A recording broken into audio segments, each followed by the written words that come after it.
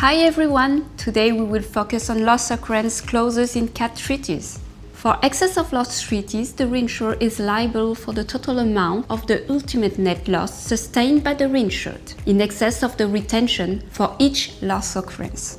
For excess of loss per risk treaties, a loss at the insurance level is equal to the loss at the reinsurance level. CAT excess of loss treaty, by nature, define the accumulation of several individual insurance losses as a single reinsurance claim. The purpose of a CAT excess of loss treaty is to protect the reinsured against adverse loss experience, resulting from the accumulation of losses arising from a single major natural disaster or major events such as hurricane, tornado, earthquake, flood, windstorm, bushfire, etc.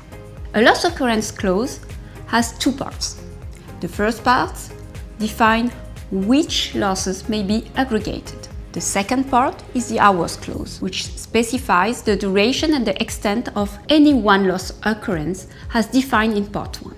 Which individual losses can be aggregated? In CAT excess of loss treaties, the purpose is to aggregate all individual losses sustained by the reinsured, directly or indirectly, occasioned by any one disaster, accident, loss, or series of disasters, accident, or losses arising out of one event. To be aggregated, each individual loss must comply with a causal requirement, either directly or indirectly. Moreover, this causal requirement must refer to the same event. But what is an event? The term is not often defined by the reinsurance contract. An event must meet 3 criteria called unity tests or assessments. First, locality unity. 2, second, time unity. And third, causality unity. Locality or location unity refers to the territorial scope where the loss occurred. Space varies according to the type of event. Some storms may have a track up to 5,000 kilometers. Time unity, a subsidiary hours clause, is triggered when the definition of loss occurrence does not suffice. Causality unity is probably the most important criteria. It refers to the peril or the occurring event. The definition of loss occurrence is extremely important in an excess of loss treaty. The broader it is, the more the reinsured can aggregate individual losses and reach the deductible amount. The subsidiary hours clause enables the reinsured to limit the individual losses that the reinsured can aggregate in accordance with the time or the duration of their occurrence. It defines a time frame to aggregate losses. Therefore, it benefits the reinsurer as it reduces its exposure to loss. This time frame may vary depending on whether the event is a natural catastrophe or not. Typically, a time period of 72 hours or 168 hours is set, but it may also be set at up to 502 hours. Let's take the example of a hurricane that occurs over a 12-day period. 288 hours in several countries. The hours clause limits the aggregation of losses arising from the hurricane for 72 consecutive hours. The reinsured can select when the window applies to maximize its recovery. It can choose when the losses start to accumulate.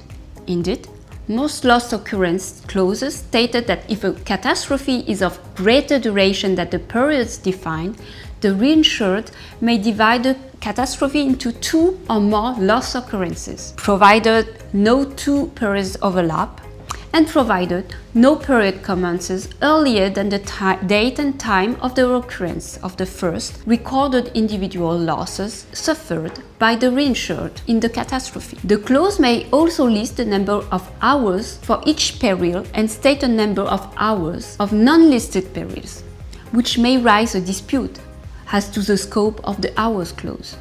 The hours clause impacts reinstatement of coverage and consequently the annual aggregate limit. Some loss occurrence clauses give the reinsured freedom to define what can be aggregated or not and interpret the clause in a manner that is to its advantage.